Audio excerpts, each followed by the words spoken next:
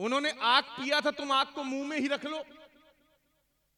उन्होंने कंस मारा था, अगासुर मारा था, बगासुर मारा था, तृणावत मारा था, जरासंध मारा था, तुम एक आध आदमी ही मार लो।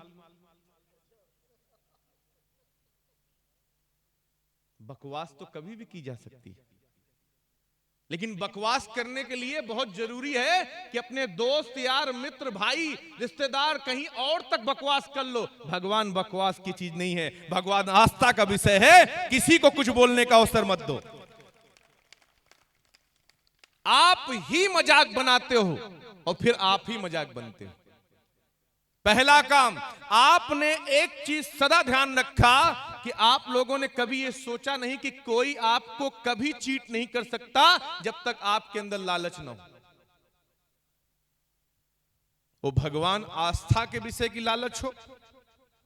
आस्था में भी देखिए, आपको 5 प्रकार का प्रलोभन, तो आपको आनंद आता है, आप उधर जाते हो। आप जितने लोग बैठे हो सब लालच की बीमारी से ग्रसित हो,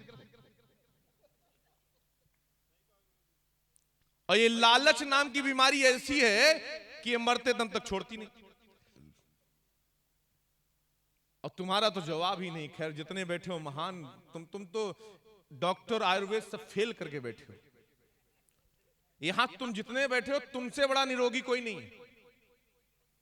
क्योंकि जो दुनिया में सब लुटा के भी हंसे, उससे बड़ा फिर बीमारी और कोई आती नहीं, फिर भी हंसते हो।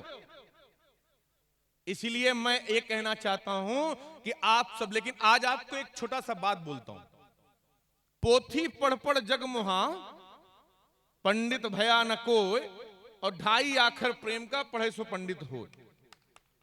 साहब, पोथी पढ़ाने आपको नहीं बुलाया हूं, आपको किताब पढ़ाने नहीं बुलाया हूं, आपको संविधान पढ़ाने नहीं बुलाया हूं, आपके अंदर भाव जगाने बुलाया हूं। और भाव से ही भोजन होता है, भाव से ही भक्ति होती है, और भाव से ही समर्पण होता है।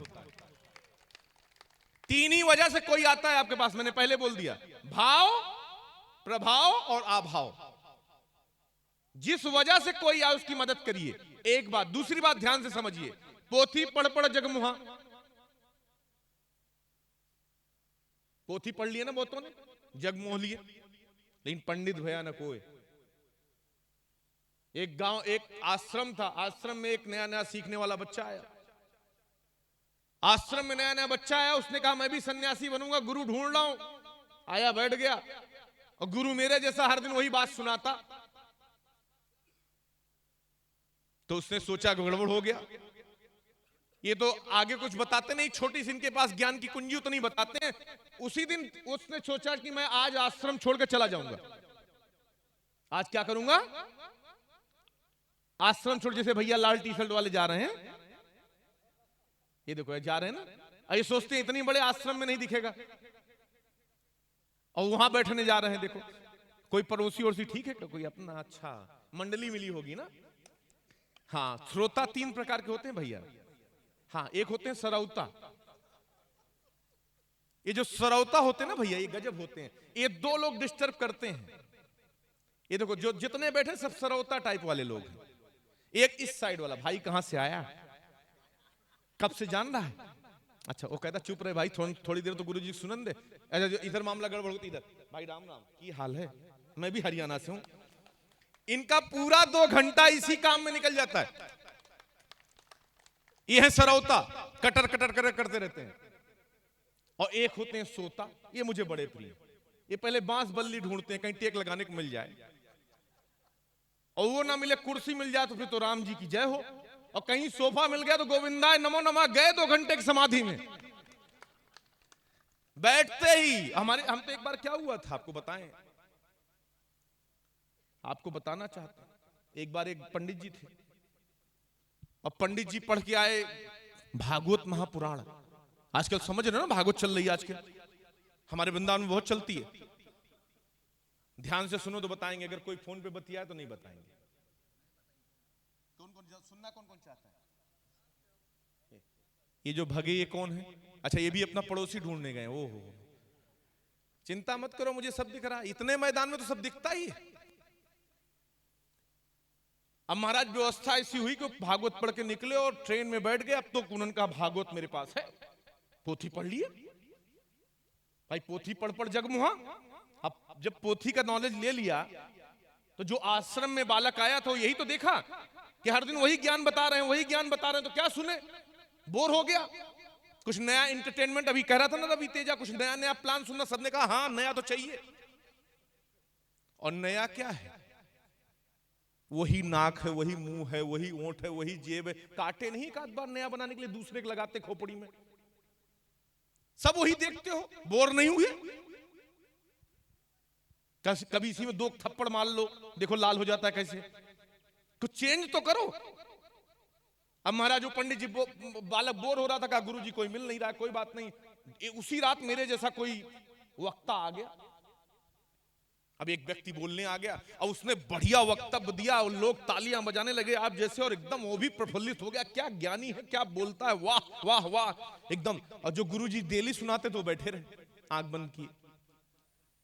तो जब वक्ता पूरा कर चुका तो उसने पूछा, कहा गुरुजी कैसा लगा हमारा वक्तव्य? तो जो गुरुजी थे उन्होंने कहा आपने अपना कुछ बोला ही नहीं, कुछ बोलो। अब जो बोला तो उसने कहा इतनी देर बकवास कर रहा था, मैं इतनी देर से बोल रहा था, ये बकवास था। तो गुरुजी ने कहा ये जो तुमने बोला ये तुम्हारा नहीं था, तुमने रटा हुआ था। और रटा हुआ ज्ञान कभी काम नहीं आता जब तक अपना अनुभव ना हो, अपने तरीके ना हो। आप सब अनुभवशील बैठे हो, इसलिए यहां पे आनंदित बैठे हो। तो कहा महाराज वो पोथी पढ़ के आ गए, रट लिए आ गए। अब रटे तो ट्रेन में, कहा महाराज चल रहे थे और ट्रेन में तो आप जानते हो अब गंगा जी के किनारे सब अच्छे ही लोग थोड़ी ना आते हैं। कुछ लोग हर हर गंगे करने आते हैं, कुछ लोग कहते कर देंगे तुम्हें पूरे नंगे। वो भी वही घूमते हैं ना, तुम डुबकी मारो उधर चप्पल जूता सब गाए, वो भी तो धंधा तो उनका भी वही चलता है। धर्म की बात है, तुम जाते हो नहाने हर हर गंगे, कहते चलो कर दिए नंगे। फुर्सत, वही हाल उनके साथ हुआ। वो बेचारे ट्रेन में थे और जब उन्होंने कहा थोड़ा सा आज मेरा एकादशी है तो आप थोड़ा फल दे दो, अब फल दिया उसने तो तुरंत हाथ में डाला कि मैं पेमेंट करूं, और पेमेंट डाला तो हाथ पूरा बाहर। और जब पूरा बाहर हो गया महाराज तो उन्होंने कहा व्यवस्था क्या करें? मल्लिकार्जुन जी तो पूरा झोला लेके जाता महाराज। आपको पता है हमारी रिश्तेदारी भी जगत व्यापी हो चुकी है। तो इसलिए हुआ क्या, तो कहा महाराज वो हाथ डाले उनको कुछ मिला नहीं। एक बार प्रेम से बोलो राधे, और जोर से बोलना पड़ेगा राधे राधे राधे। हाँ, जब बीच में मन अलग हो जाए तो हाथ उठवा दो, ऐसे मन भाग आता है, वापस आ जाता है। पहले गुणागणित में लग जाता ना, इधर उधर बहुत गुणागणित करने लगता है। तो कहा महाराज हाथ, तो वो फल वाला समझ गया कि पंडित जी की जेब किसी ने, कहा ठीक है पंडित जी खा लीजिए। कहा नहीं नहीं ऐसे कैसे, आगे भी तो यात्रा जानी है, अब कैसे करेंगे? कुछ नहीं कोई बात नहीं। गांव में चले गए, पोथी उनके पास थी ही। कहा मैं भागवत महापुराण मेरे साथ, अब कोई क्या बिगाड़ सकता है, अब चले गए। अच्छा आदमी ढूंढता क्या है, अपने डिपार्टमेंट का आदमी। तो पंडित जी सोचे कोई पुरोहित उरोहित मिल जाए। अब तुम सब क्या हो आपस में, डिपार्टमेंटल नहीं हो, सारे डिपार्टमेंटल बैठे हो। पूरा सत्यानाशी तुम ही लोग कराए, फिर इकट्ठा हो गए। मूर्ख होती हैं कंपनियां, तुम नहीं, तुम तो बड़े गुड़ी हो। अरे तुम जो ट्रेनिंग लेते हो कोई नहीं, तुम्हारे साथ तो मैंने बिल्कुल अपने आप को बिल्कुल, मैं बता देता हूं कसम से, मैं इस समय फील कर रहा हूं अशोक और चंद्रगुप्त मौर्य बढ़ गया, चाणक्य कितने मिल गए, क्या कोई बिगाड़ पाएगा मेरा? इतने बड़े चाणक्य हो तुम लोग से बड़ा चाणक्य कोई नहीं। आप सब इतने बुद्धिमान हो कि आप सब को अगर किसी से काम लेना तो कितने बजे वो निकलता है टहलने, कितने बजे घर में अंदर जाता है, कितने बजे आएगा, नमस्ते प्रणाम, जब तक उससे करवा नहीं लोगे तब तक मानोगे नहीं। और भाई साहब कमाल है, मानना पड़ेगा। उसके बाद हुआ क्या, पंडित जी चले गए, ढूंढे, उनको एक पुरोहित मिला। अच्छा कंपटीटर कौन पसंद करता? कोई नहीं करता। आपके यहां भी तो कंपटीशन कोई क्रिएट कर दे तो आप उसको कहां पसंद करते हैं? अरे छोड़ो वो बकवास है, मैं ठीक हूं। मेरे पास ऐसे 100 कॉल तो आ ही जाते हैं। समझ नहीं रहे हैं आप? मैंने कहा हाँ, वही तो समझ नहीं आ रहा है कि कौन किसको मारे। तो मेरे पास यही व्यवस्था हुई, चलो। अब पंडित जी पहुंच गए। अब वहां पुरोहित गांव का एक ही था। कहा जी राम राम। कहा राम राम। कहा साहब काशी से आया हूं, मैं भी पंडित हूं, तुम भी पंडित। कहा फिर क्या करें, नाचूं? क्या करूं? जाइए आगे जाइए। अब पंडित जी सोचे भाव ही नहीं दे रहे पंडित पंडित। तो पंडित अपना वास्ता देता है, देखिए आप भी ब्राह्मण, मैं भी ब्राह्मण, काशी से हूं, आप नहीं सपोर्ट करेंगे तो कौन करेगा? एक दूसरे को सपोर्ट करना चाहिए। और कोई बात नहीं, मैं चाहता हूं एक भागवत अपनी, आपका जो यहाँ का वो प्रमुख है और यहाँ का जो मुखिया है वो आपका शिष्य है, तो कह दीजिए भागवत करवा ले। तो पंडित जी ने बोला कि क्या भागवत करा ले? कौन सा भागवत करा ले? और क्या है भागवत? मैं नहीं जानता। लेकिन बेचारे अंदर इमोशनल जगह चले गए। अब मुखिया जी वहां पंचायत लगाए थे। तो पंडित जी पहुंच के बोले राम राम मुखिया जी। हाँ आइए आइए पंडित, आइए बैठिए। कहा पंडित जी बैठिए, हम कर रहे हैं फिर बात कर। कहा नहीं, हम सोच रहे थे मुखिया जी एक भागवत करा लेते आप। अरे क्या भागवत, क्या है ये भागवत? कभी हमने भागवत वगैरह देखी नहीं है, ये क्या है? अब वहां बैठे थे मुखिया के दो ठो नाती, ऐसे छोट छोट। तो मुखिया के नाती सोचे कि कोई सर्कस वाला होता है, वो जादू वादू दिखाता है, तो भागवत कुछ ऐसे ही होगा। तो रोने लगे। कहा पापा पापा मैं भागवत देखूंगा, भागवत देखूंगा, भागवत देखूंगा। अब मुखिया ने कहा क्या पंडित जी आप भी बवाल लेके आ जाते? कौन है भागवत करा रहा है? कौन कर रहा है? बता, कौन दिखाएगा? क्या, बुला के लाओ उसे, हमारे बच्चे रो रहे हैं, जल्दी लाओ। अब ये पुरोहित गए और उस पंडित जी को पकड़ लाए। कहा चलो भागवत दिखाओ, शुरू करो। अब पंडित ने कहा खूब फंसा। ये भी गांव के वहां 4-5 और बैठे थे कि दिखाएंगे, अब आनंद आएगा, अब भागवत दिखाएगा। और लोग बैठ गए। और जो 5-10 आए थे पंचायत के लिए, वो भी तो वहीं टिके रह गए, गए ही नहीं कहीं।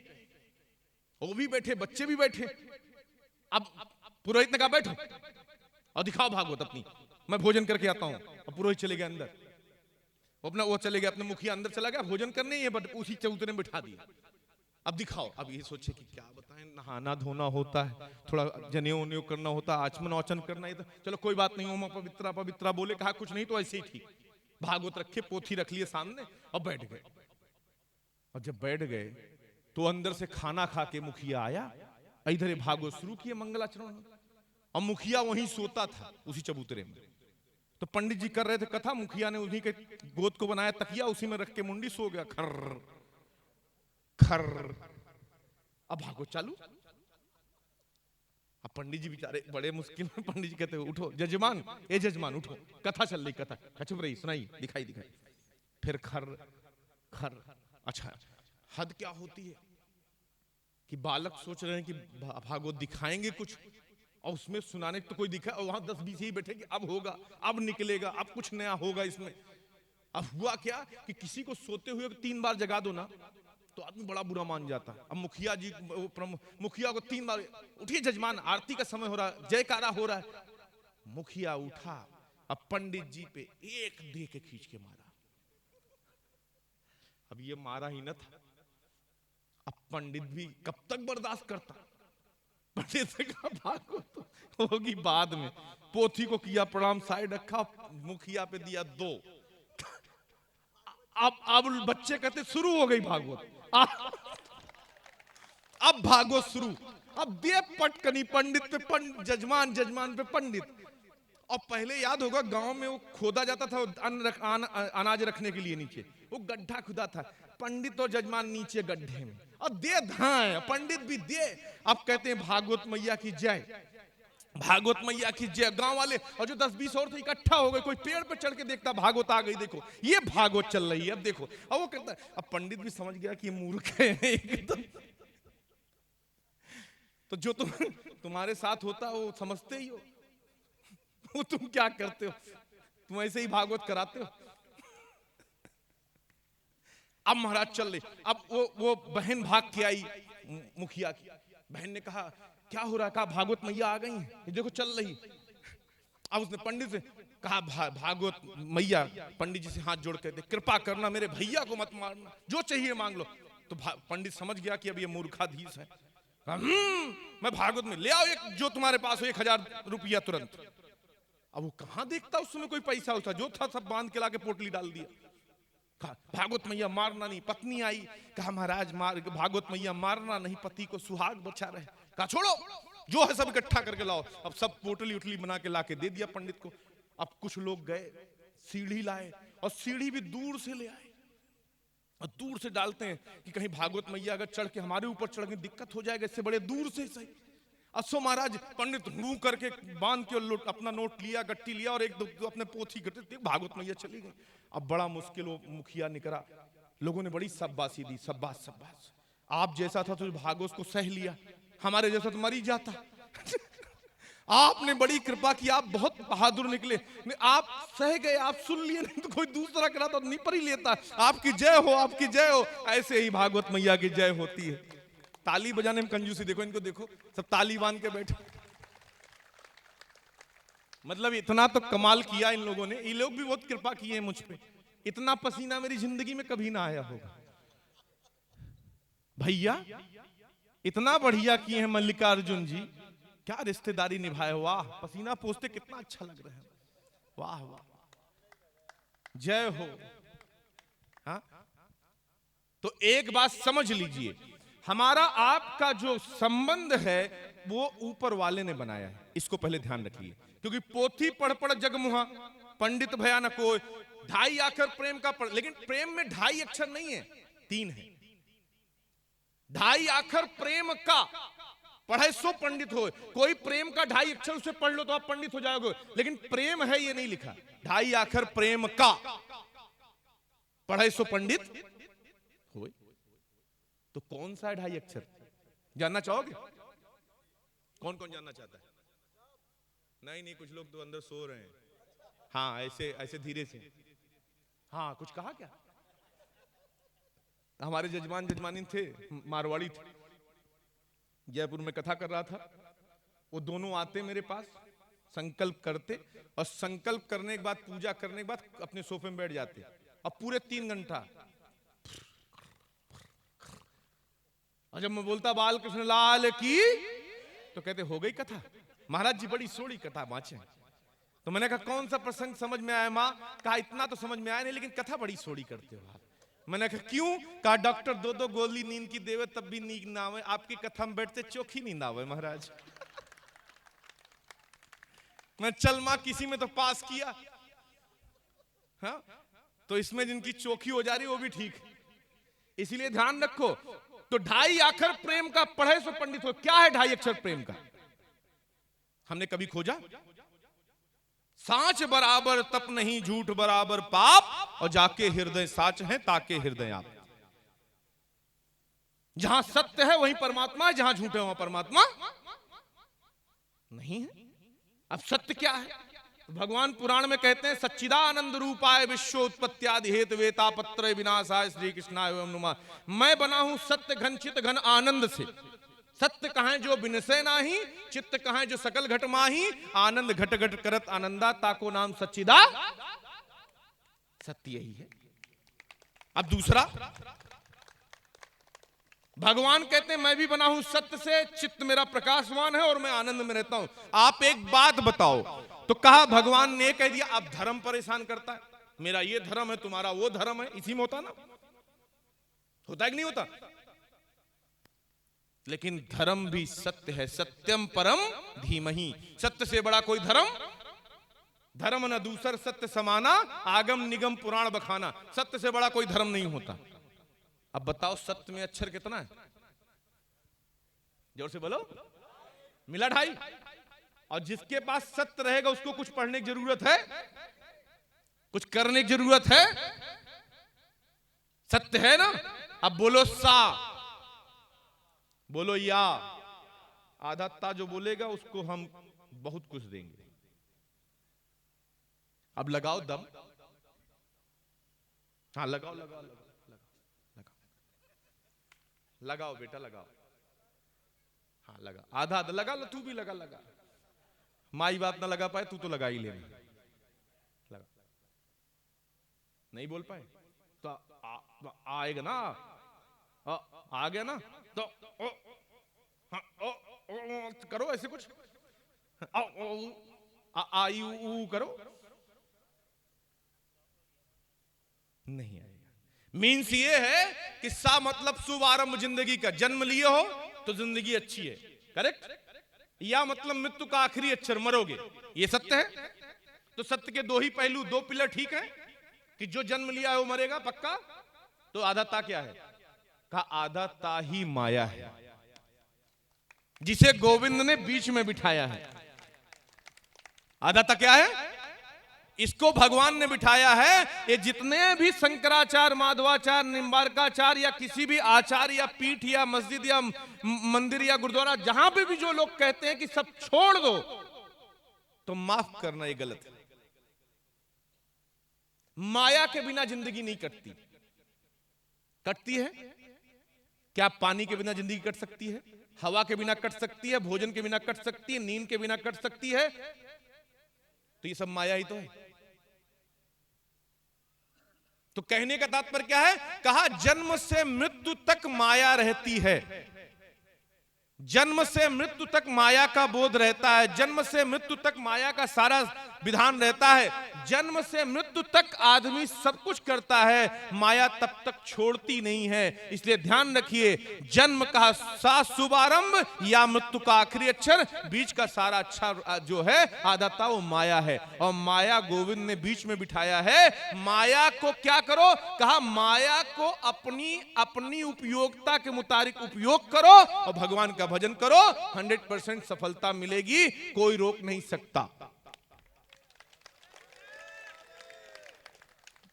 काम करते चलो, नाम जपते चलो, कृष्ण का ध्यान हरदम तुम धरते चलो। मुरली वाले को मन से रिझाते चलो, कृष्ण गोविंद गोपाल गाते चलो। याद आएगी उनको कभी ना कभी, कृष्ण दर्शन तो देंगे कभी ना कभी। ऐसा विश्वास मन में जगाते चलो, कृष्ण गोविंद गोपाल गाते चलो, कृष्ण गोविंद गोपाल गाते चलो। दुख में तड़पो मती, सुख में फूलो मती, प्राण जाए मगर नाम भूलो मती। मुरली वाले को मन में बिठाते चलो, कृष्ण गोविंद गोपाल गाते चलो, कृष्ण गोविंद गोपाल। दुख में तड़पो मती, सुख में फूलो मती। आप अगर दुख नहीं देखोगे तो सुख नहीं समझ सकते, रात्रि नहीं देखोगे तो दिन नहीं समझ सकते, सुबह नहीं देखोगे तो शाम नहीं समझ सकते, और अगर भूख नहीं देखोगे तो भोजन नहीं समझ सकते, प्यास नहीं देखोगे तो पानी नहीं समझ सकते। ये सब एक दूसरे का पूरक है। इसलिए संसार में दुख भी उन्हीं के पास आता है जिनके लिए सुख इंतजार कर रहा होता है, और सुख भी उन्हीं के पास आता है जो दुख देखे होते हैं। दोनों एक साथ किसी के पास नहीं आता। इसलिए हम सब चाहते हैं, और बाकी तो नानक दुखिया सब संसार, कौन भले कौन बंदे। एक नूर से सब उपजे। वाहे गुरु दी खालसा, वाहे गुरु दी फत्ते, जो बोले सोनियाल सत श्री अकाल बाजी। साहेब अगर ये बात ध्यान समझो, मेरा आप सबसे कहना है, एक चंद्रमा, एक सूरज, एक आकाश, एक पृथ्वी, एक समुद्र, एक गंगा, एक गोदावरी, एक कावेरी, एक नदियां, एक हरिद्वार, एक गंगा, आप हर जगह देख लीजिए सब एक है। हम ही अनेक क्यों हैं? नहीं एक हैं। यहां तो ये भी हो जाता है महाराज, भारत माता की, और कुछ कहते हैं हम नहीं बोलेंगे। फिर हंसे ना जो समझ गए, आप समझे नहीं लगता है, समझ गए आप भी। तो मेरा आपसे कहना है, सब बोलेंगे भारत माता की, क्योंकि आपको यह पता होना चाहिए कि आप मां के बेटे हैं। किसके बेटे हैं?